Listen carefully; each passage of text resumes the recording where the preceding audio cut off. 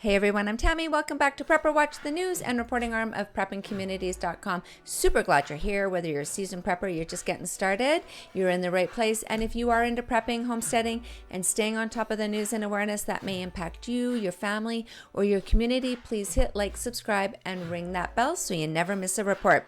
Today I'm going to ask you a sincere question, super real. What if you had to shelter in place for 30 days? Like, not because you wanted to, but because something happened, like a natural disaster, a cyber attack, a toxic spill, supply chains fail, road shut down, cell towers go dark, pandemic. Could you stay at home for 30 days without leaving, panicking, or running out of essentials? Like, not in theory, like true, sincere question. Would your pantry hold up? What about water, meds, your pets, your children, your mental health? So let's walk through this together. You don't need to have everything perfect or stocked to the ceiling. This is just like a gut check.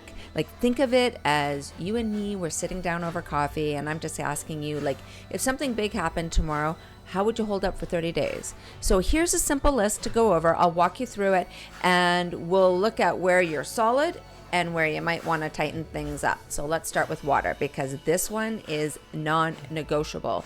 I dropped a video yesterday on the importance of it. It is so important. You need at least 1 gallon per person per day just for drinking and cooking. So that's 30 gallons per adult. Do you have it stored? That's awesome if you do. But if you do not, do you have filters like Berkey, Life Straw, even a do-it-yourself method like with bleach or boiling? And don't forget about your pets. They need water too. And then food, like, do you have 3 meals a day like for 30 days? Can you cook without power, like staples like rice, oats, canned goods, nut butters, beans, broth, pasta, even shelf-stable milk can go a long way. And make sure you have comfort foods too. Like, we need morale boosters that matter, like chocolate, tea, spices. It's not all lentils and doom.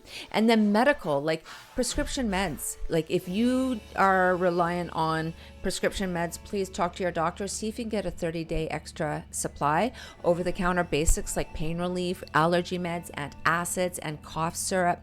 Decent first aid kit is essential, and I don't mean like just a box of Band-Aids. Like, think gauze, gloves, antibiotic ointment, tweezers, burn cream, even electrolyte packs, maybe sanitation too, ladies, you know what I mean, toilet paper, soap, bleach, and you don't want to run out of that.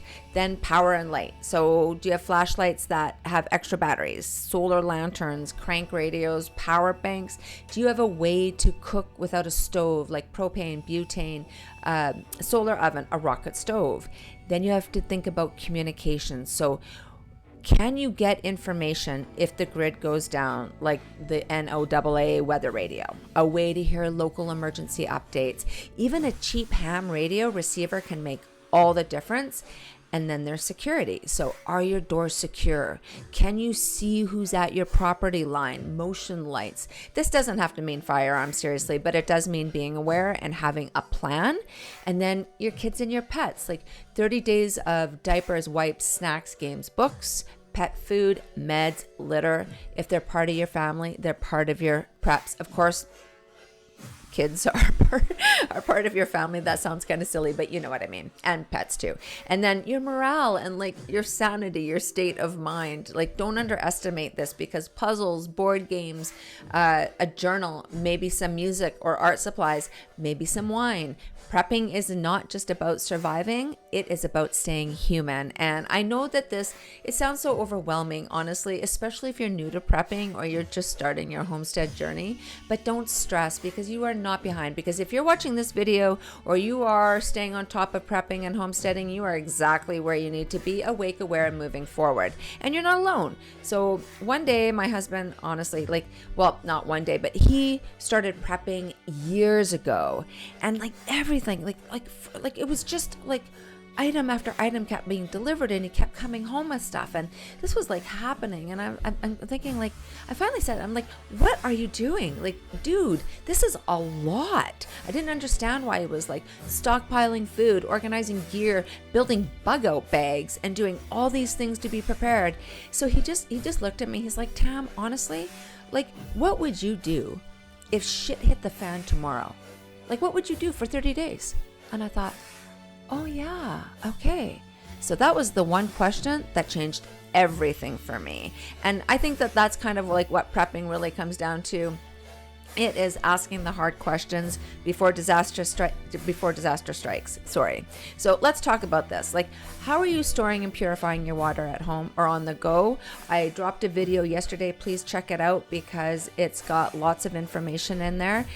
Do you have any favorite tools, like tricks or your do-it-yourself methods? Please drop them in the comments below because someone out there could really use your tips.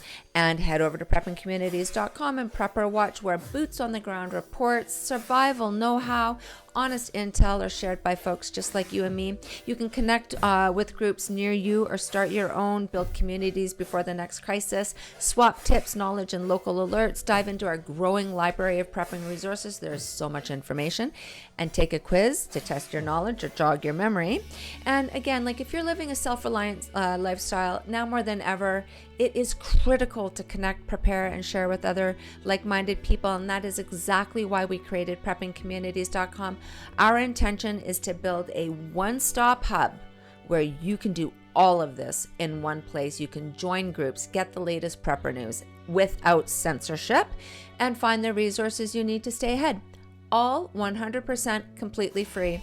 We are building this one member at a time. We so appreciate your support and your voice.